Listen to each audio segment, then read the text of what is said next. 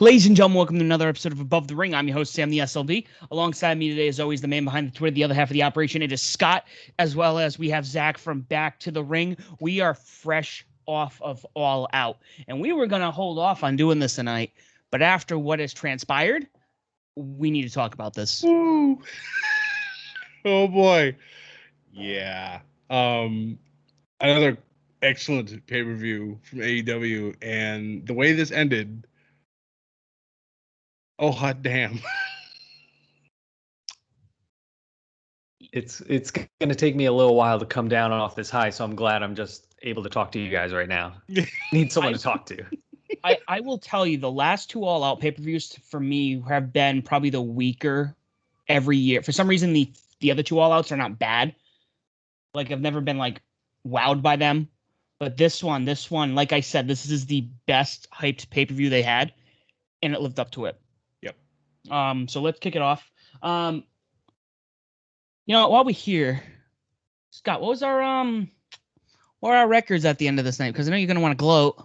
No. I can't gloat. I almost had a chance. That goddamn second ref screwed me out of my victory. Riddler actually took the dub at 9-1. His only loss was the women's casino battle royale. That was the only one that he lost. Everything else was great. It was perfect for him. Zach and I finished at 8-2. I know he's not here to gloat. Thank God. And Sam, unfortunately, falling behind at 7-3, but that's okay. Still a wonderful pay-per-view. I love how we all did really, really well picking all these winners. Yeah, what's the division in the NFL where they like always have great records? Not the NFC East. No, nor the AFC East. Probably be, oh God, maybe NFC West. They're pretty good. Well, either way, that's what it was like. NFC North. I don't know. Let's get right into this because I'm, like Zach said, he's fucking jacked right now. I'm on a high. Scott, you're on a high. Despite us being, as I like to say, post-tweeting, because my feed was a little behind. Pre-show was the Best Friends and Jurassic Express taking on and defeating the Hardy Family Office and the Hybrid 2. Caught the end of this. This is when I hopped on due to drywall in my bathroom. It was a good match. Kind of went as I expected it to be. I really, really enjoy the Hardy Family Office as a whole. It's a good unit. We did get the surprise after this match was over. The Butcher has returned from injury, taking out Orange Cassidy. So I would assume that those two will probably get a tangle pretty soon. But it's nice to see the Butcher and the Blade back together at now full strength. I thought it was a perfect opener. It was a really fun match. I really enjoyed the kind of in-ring chicken match with Jungle Boy and Luchasaurus's shoulders, and just an actual chicken fight in the ring, and Marco Stunt getting involved. It was fun. Yeah, no, I might have to go back and watch this one. Pretty much has some of the best tag teams that, we're not in the tag match tonight, which we'll talk about shortly. The opening bout shocked me. This was an opener. Miro taking on and defeating Eddie Kingston for the TNT title. This is exactly, I think, what we said during the pre-show, the go-home show. This was going to be a hard-hitting match. Yes. And that's exactly what it was. Neither disappointed. Obviously, we knew Miro was going to win, but Eddie Kingston didn't look like Scott and I like to say, even though he lost, he didn't look any weaker than he did going into this match. No, this is, I think, as I expected it to be the women's casino match to open up, but to have this match come out first was a good, strong opener, and it really kind of set the pace for how the main card was going to go. Mm-hmm. Yeah, even though we no one thought Eddie Kingston was going to win this match, but it was still a match worth having. It was really good. And because of Eddie Kingston's promo skills, so I was still really invested in the match. The crowd was really invested in the match. They had a Redeem D's Nuts chant going, I heard. So that was awesome. That was worth it just for that. And they turned around that shirt so quick. I'm so proud of them for that. I might have to buy one. Jeez. I know, right? I know. I think they still have that sale going on until I think it's 1:00 Eastern tomorrow, or when this comes out today.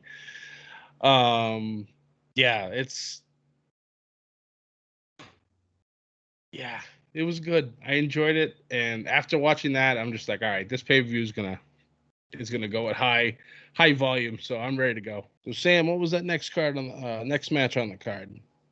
That third match, which was Jon Moxley taking on and defeating Kojima. So I know Riddler had said something where he felt like this felt like the first match, Miro and Eddie.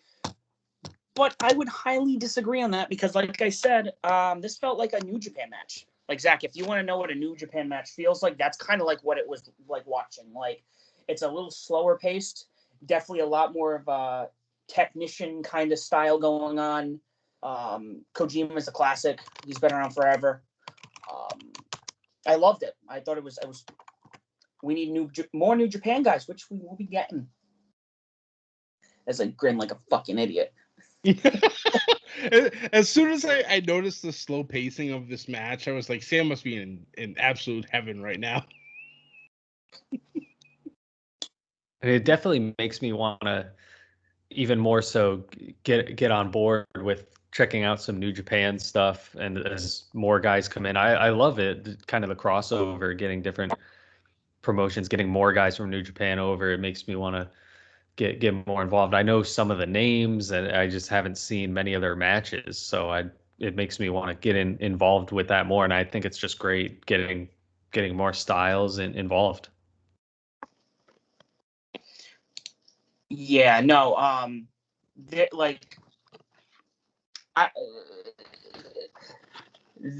pay-per-views are all like that. They're all incredible. Their main events usually can go for 40 minutes like that, and it's like so. That was fun, and obviously Moxley won. However, we were able to get shocker. Minoru Suzuki came out. I almost lost my shit seeing this. Minoru Suzuki is actually, he runs one of the bigger factions over New Japan, Suzuki-gun. Zack Sabre Jr., who wrestled in the Cruiserweight class a while back, is in that faction. I love that slap fest that they had. I was just like, okay, this is the rest of the pay-per-view. 2 hours of just them slapping each other. Yep. I'll take it. Yeah, even with my limited New Japan viewing experience, I'm pretty sure I've seen Suzuki somewhere along the way. So I kind of have an idea, like, that guy's probably a legend. I should check out more of this stuff. Yeah, once you go down the rabbit hole. Once you go down the rabbit hole, Zach, there's no coming back. There goes a lot of my time. There goes all my time. Free time. What's that? What? What's free time?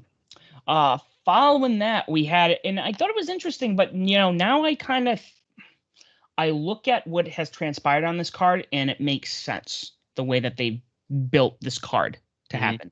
So following that, we had the women's title match. Dr. Britt Baker, DMD, taking on and defeating Chris Statlander for the title by submission. Wow, this was another, as JR would say, slobber knocker. This, Chris Statlander, I've always kind of liked her, but it was always kind of like, she's been okay. But this, I feel like she was at her best. This is one of the best, if not the best match I think I've seen her in AEW. Yeah, it was some good stuff. I really, at times, this match was a little bowling shoe ugly, but they really pulled it off.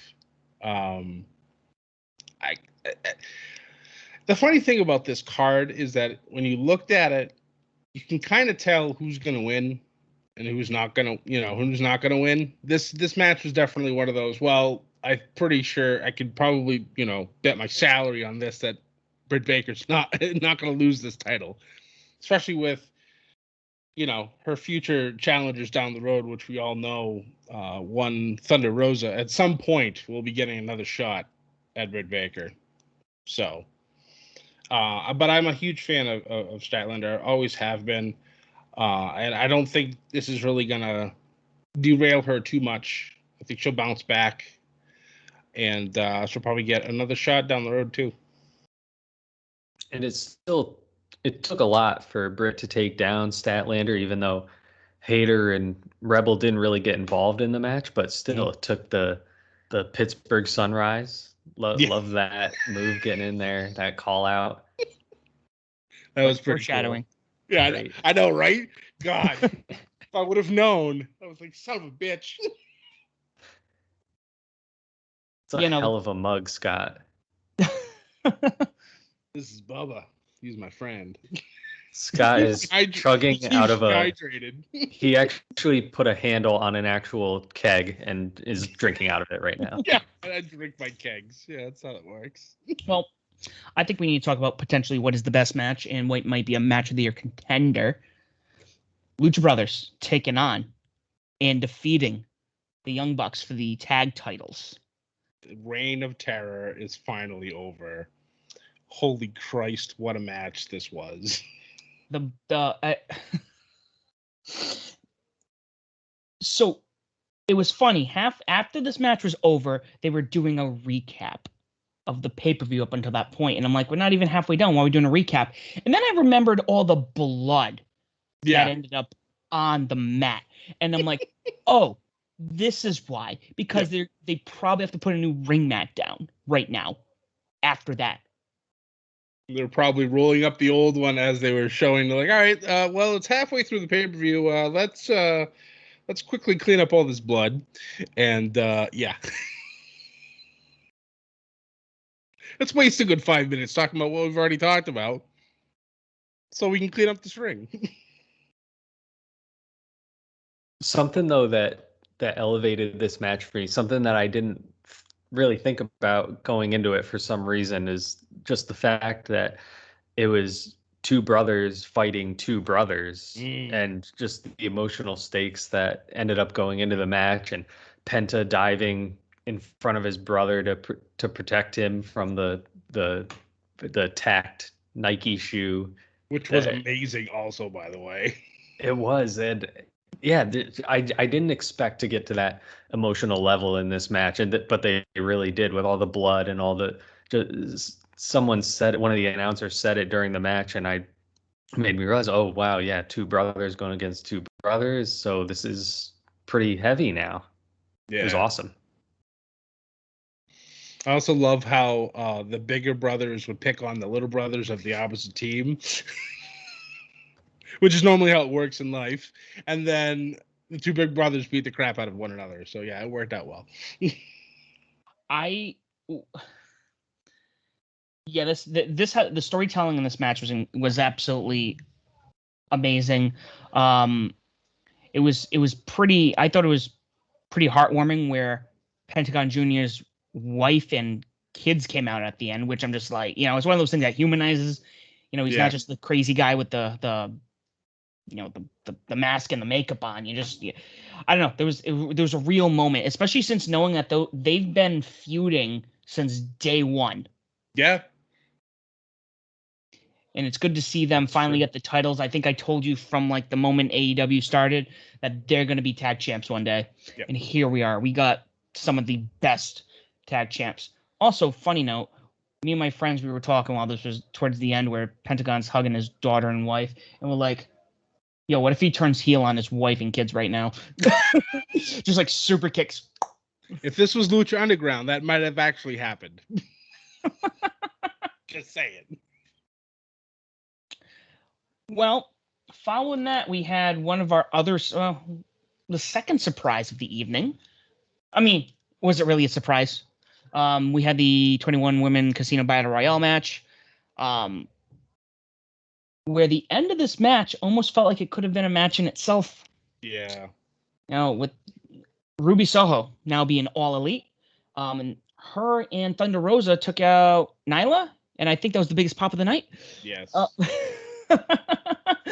But those two, I was like, it was kind of almost like Suzuki and Moxley all over again. Just in female form. Yes, absolutely. I want to see that one-on-one match between those two. It's going to be outstanding. Ruby looked phenomenal, and I was so happy. Also, I kind of a little sad that we didn't. I didn't mention to Riddler to have him pick multiple picks for this match because Ruby Soho was my number 2 pick. So I would have been like, I would have gotten this one too. That's why you got to pick just one. It raises the stakes. That's true. I know. Sam and I have always picked 2 or 3 on this one because there's so many people in it.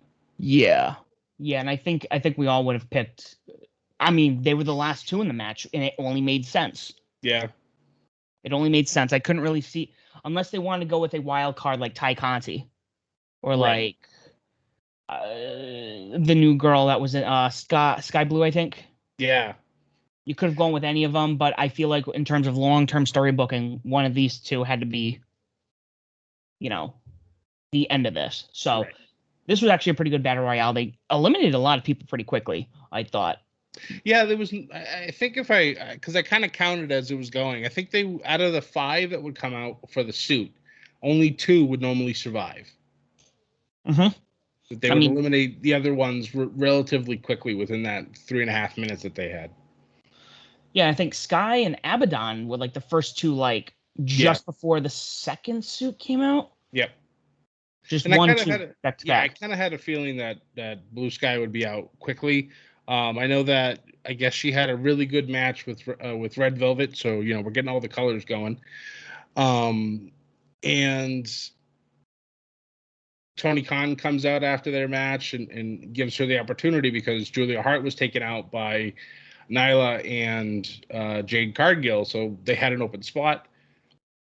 It worked out. I thought she did really well. Obviously, the rookie mistake in getting on the rope. As soon as she put her foot up on the rope and kind of extended herself, I'm literally yelling at my television, "You're gonna get eliminated!" And within 5 seconds, down she goes. It's rookie mistakes. God damn it!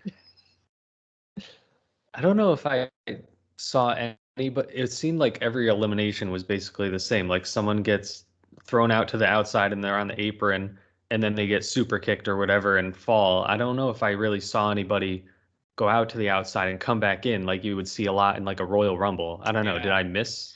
There was maybe 1 or 2, but most of them went over the top and then they, maybe caught themselves and then they were kicked off or something. Yeah. But that happens all the time in a Royal Rumble. Someone goes out, but then they roll back in under. And I don't know. Unless you have a New Day and then you somehow, your feet aren't touching the ground by some technical. Yeah. Stepping on pancakes.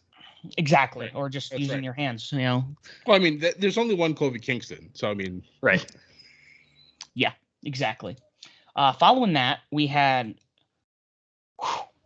Let's talk about the entrance first. Chris Jericho and MJF. With Chris Jericho so much. Beating him by submission. Yeah, this was. It's funny because this is where I was behind, and I started seeing things on Twitter, and I saw MJF has entrance of the year, and I'm like, I got to see this because I almost fast forwarded by this point, but I'm like, I'm gonna see this entrance. I'm not missing it. So I saw the countdown, and I'm like, yo, it's Y2J. Let's go. And then it was Jericho's last match, and you heard the music playing, and you're like, "Oh, this cocky son of a bitch! This is great." It was beautiful. I was hoping it was foreshadowing, and I got my moment. I literally jumped off of my couch, and I was running around my apartment because I was so excited because I thought I had won this. And then when that second goddamn ref showed up, I was like, "No, they're going to screw me. They're going. I know they are going to. God damn it! The Vermont screw job." Hey, I'm so mad. They got the call right. It's the first time in wrestling history that they actually bring in a second referee who actually saw it to get it right. It's the worst. I hate it. VAR. Because they knew you're going to win again, Scott. They can't let you win 2 pay-per-views in a row. It's more important to get the call right. Right? It's only because it gave you guys the win. Yeah, no, but aside from that, this match actually was really good. Sometimes Chris Jericho matches more recently because he is older. He's not as in shape as he used to be. Some of them really good. Some of them are okay. But they both looked incredible here. Yeah. Almost a reason where I wouldn't want to see Jericho retire. Right. He looked great. MJF, I don't feel like we see MJF wrestle a lot. And maybe that's just part of his heel persona because he's just going to shit talk and then he gets in the ring and he's going to cheat somehow. Right. Yeah. So I love this match. This was another cool one. This was a lot of fun. Yeah. I did like the fact that when Wardlow started coming out, Hager immediately fought him off and kept it legitimately one-on-one. And then, of course, it led to Floyd, the bat being used. And then Judas Effect by MJF. And I'm just like, this is amazing. I love how this is all working out. It couldn't end like that, though. Why not? That would have been great, because then you could have turned it into a whole nother storyline about how Jericho was screwed, and then he'd have his redemption story to come back in, and he'd have another match at Full Gear to get his career back. They could have worked all this. But how could they have done that if this was his last match? If he lost, he would have had to be done wrestling in AEW, so that you couldn't do that. That would work logically, but they would have had to bring Wrestler's Court in. Wrestler's Court would have come in. Oh, Christ. Could you imagine AEW doing a parody of Wrestler's Court? Yeah, but Tommy Dreamer still has to come in and be like the judge, like he is an Impact. So, following that, we had what I thought would have been the second to last match of the night, but we will get into, I think, why they switched it out. CM Punk taking on and defeating Darby Allin. This was good. I think Zach had the call on the Go Home show where Darby was going to carry it. And I feel like Darby carried most of it. But when Punk made his moves, Punk made his moves. Yep. Punk looked, honestly, I was half expecting him to look somewhat rusty. I thought Punk looked really good. I didn't see a lot of rust there. I thought he looked very good. No, I mean, it was a little more technical, a little more, I think, grapply than, what we're used to in AEW right now, which I'm perfectly fine with. But I would agree with you. I definitely want to see him work his way, a little more active, a little more, hard hitting. This was a lot. I don't know. I like this. This was a lot of fun. This was great. Hashtag Punk with pants. Oh no, that's a thing now too, isn't it? It's funny you say that. So just before the pay-per-view started, my friend's wife goes, I've noticed they all wear pants here and nobody wears trunks. And we were thinking about it. And I'm like, everyone's like, well, what about Rusev? It's like, well, those are more like athletic shorts like it's not really like trunks, like the Stone Cold Steve Austin. You're the generic wrestling character in WWF No Mercy kind of look. Yeah, a lot of pants here. APW, all pants wrestling. There you go. I love it. I love it. So yeah, he's undefeated in pants, so you can't argue with that. So who wins though? If everyone's wearing pants and you can win when wearing pants, who wins? The pants, duh. Pants versus pants match. Loser loses their pants. What a disgrace that would be. I love it. That's like kicking everyone's ass on like Pokemon and getting their money. It's exactly what it sounds like. I win, so I'm going to steal your clothes. I need your clothes, your boots, your motorcycle.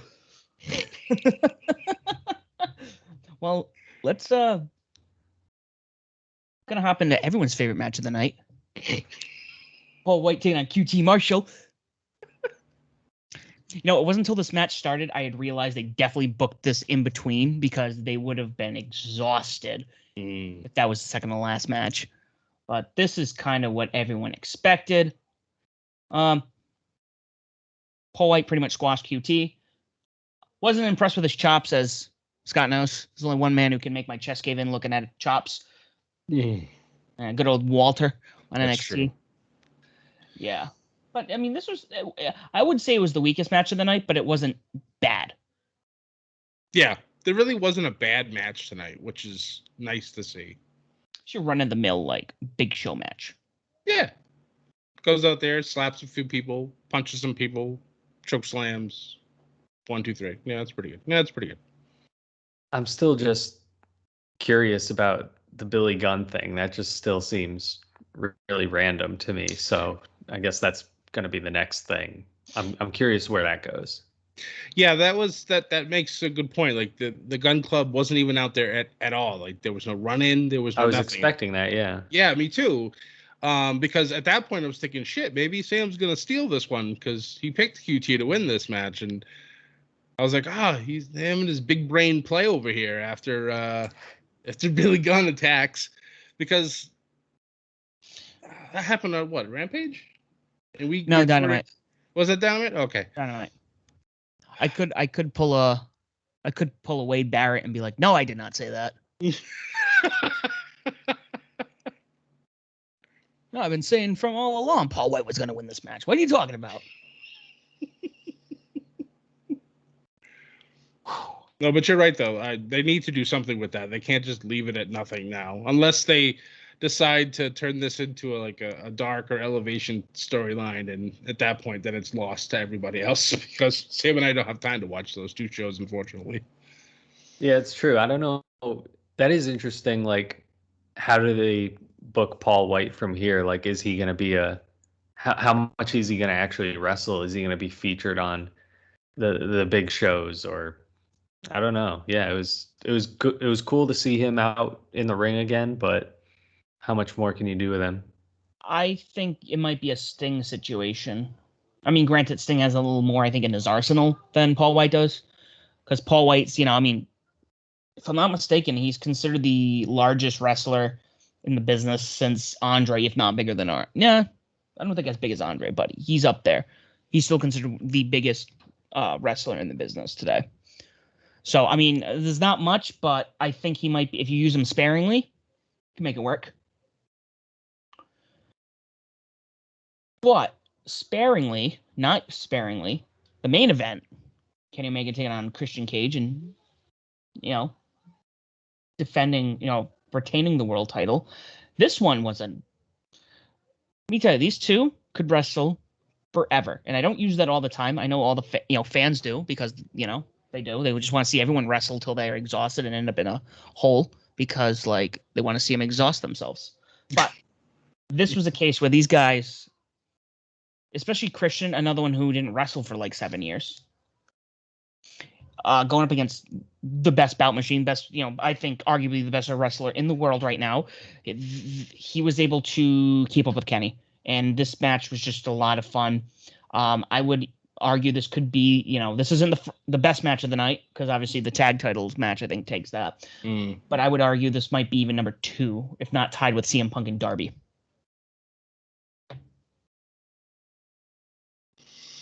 It was good. I don't know, this match kind of lost me a little bit. I don't know if it was just because I was exhausted from watching wrestling for 4 hours, and again, I knew that Kenny was gonna win, so it was kind of I don't know. For me, when pay-per-views are too obvious, it kind of kills it a little bit. I was honestly waiting for the end of this match to see who would debut. If I'm going to be 100% honest, I knew it would be some ridiculousness during this match, which there was. I do like the Avalanche One-Winged Angel to finish this match out. That was awesome. The tables being used, and I don't know how there weren't DQs called, but whatever. Wrestling. I know. Who needs logic in this shit? And Christian got impaled by the legs of the table. That table broke pretty weird. He fell right where the leg was, because when I saw him, he had a gash right in his ribs right over here, and I'm like, oh my god. I'm like, if he doesn't have a fractured rib from that, I'll be shocked. Right. Yeah. It was weird, when you saw the table broke, and like Zach was saying, the leg came up, and if you looked, I don't know if you caught it, but if you looked, the table caught the leg and then pushed inward. the piece of wood that was broken off because of the leg, you could see like the wood being pushed upward and in. And I was just like, holy Christ, he hit that flush. Yeah.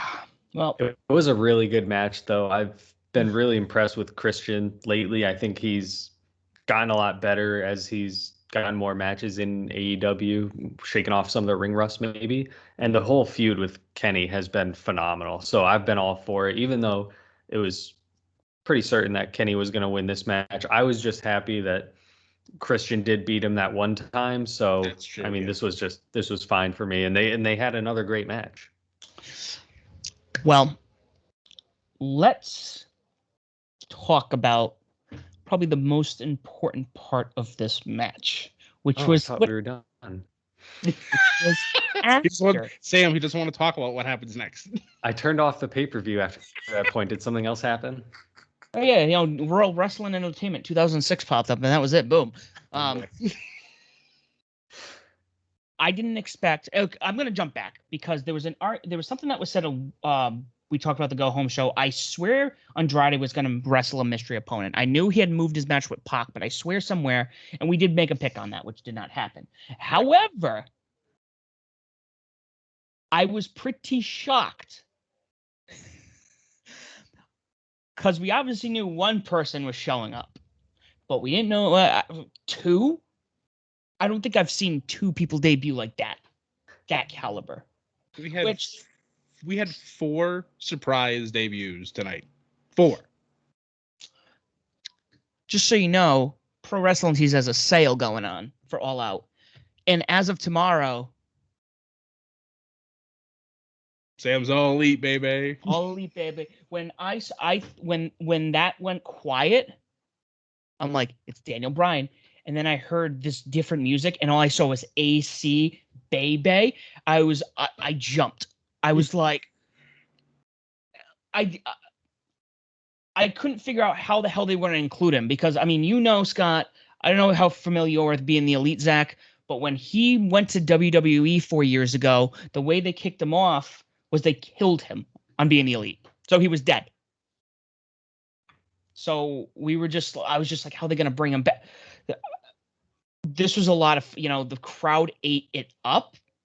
I found it fascinating that the Bebe on his logo was almost like the same design as his Undisputed Era shirt.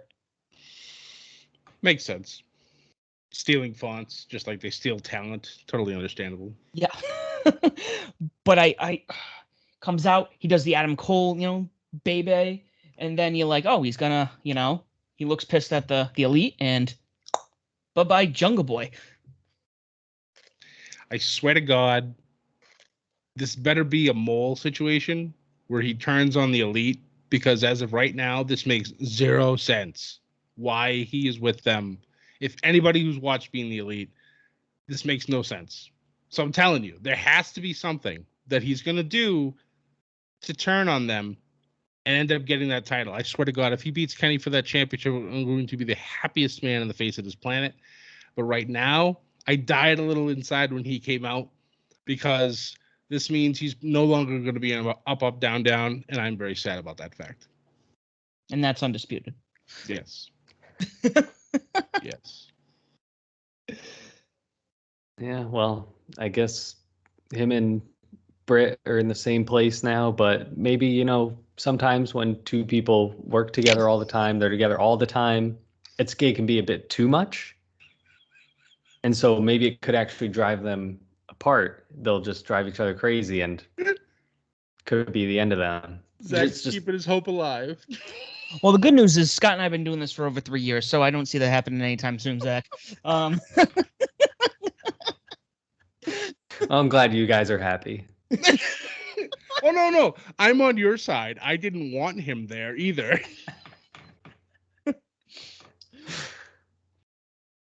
Well, I thought that was it. I think everyone thought that was it. I'm like, okay, we got Adam Cole. I guess Bryan Danielson's showing up in New York still.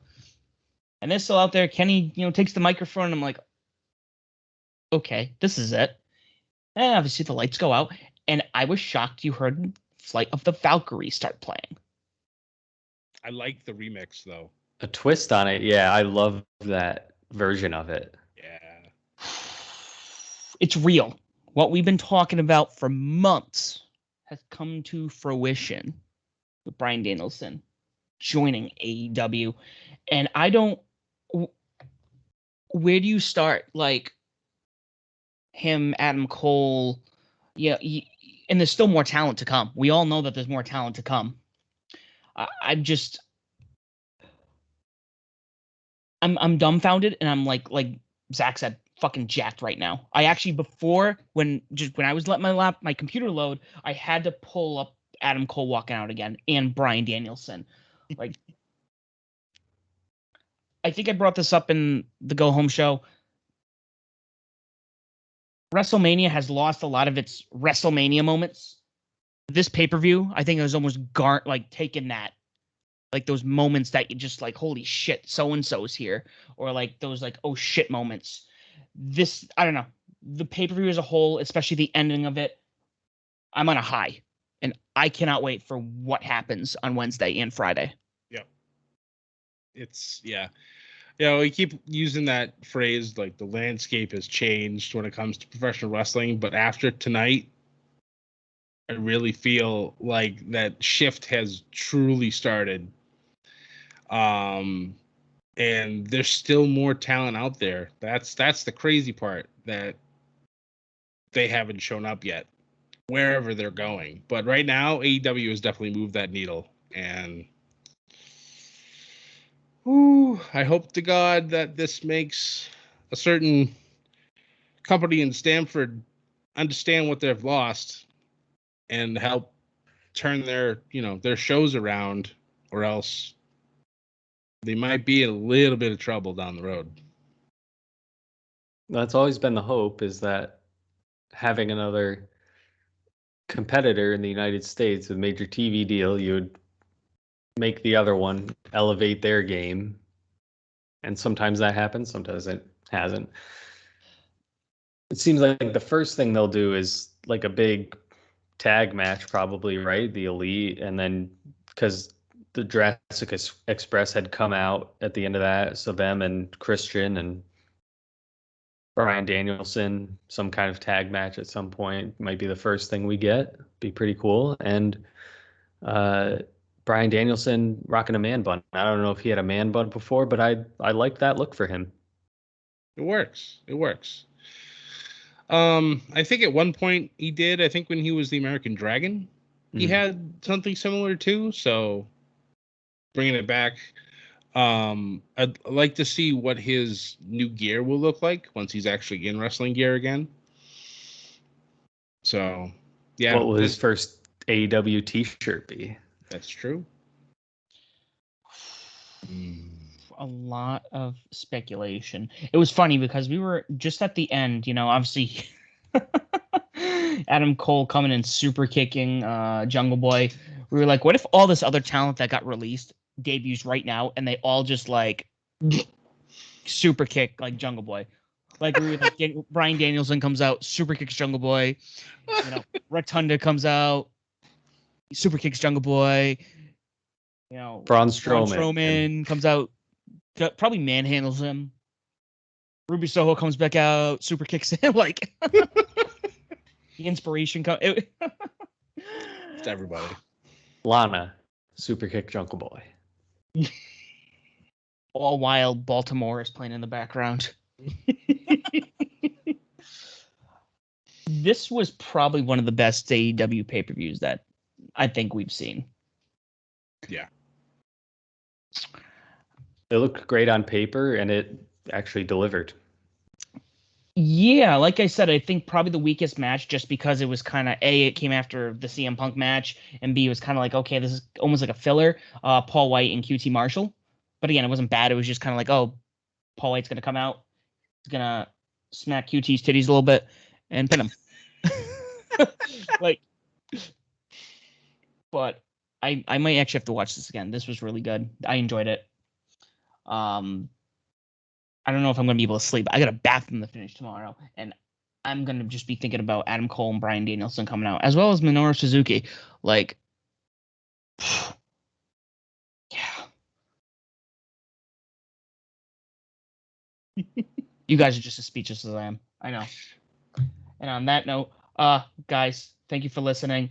This has been our All Out post show. We are looking forward to the Fallout, which you should hear probably about next week after we watch Dynamite. But in the meantime, don't forget to follow us on Twitter at Above the Ring. You can find myself as the SOB official, Scott at Scotty J Stream, and Zach does the Back to the Ring Twitter. That's the show where they go back in time. They look at old matches and they replace them with, I don't know, newer wrestlers, older wrestlers. Have a lot of fun with that. First couple episodes, definitely worth a listen. You can find us on all streaming platforms. If there's one you cannot find us on, please let us know. We will put ourselves on there on your streaming platform and mobile device. I don't know. I say that. I like saying mobile. It makes me sound smart. It's really not. I probably sound like I'm having like a stroke or something. Please like, share, comment, subscribe, leave a review. Tell people why Above the Ring and Ship It Studios is the podcast of your choosing and why they should listen to us as well. As always, thank you so much for listening. Don't forget to ship it. And as always, do not forget to join the Bedlam.